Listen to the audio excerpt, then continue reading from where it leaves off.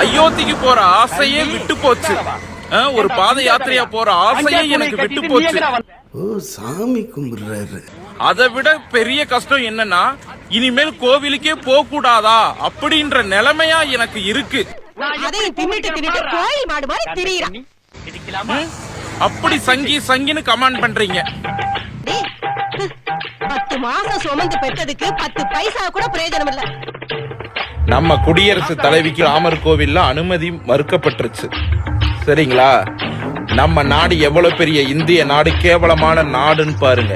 காரணம், அவங்க ஒரு விதவை, ஒரு பழங்குடியினர், ஒரு சமூகத்தை சேர்ந்தவர்கள்னு அனுமதி மறுக்கப்பட்டுருச்சு. அப்ப நம்ம நாடு எவ்வளவு பெரிய கேவலமான நாடுன்னு பாருங்க. இந்திய நாடு வெளியில சொல்ல வெக்கமா இருக்கு. அப்ப புரியல, இப்ப புரியுது, இப்ப புரியுது.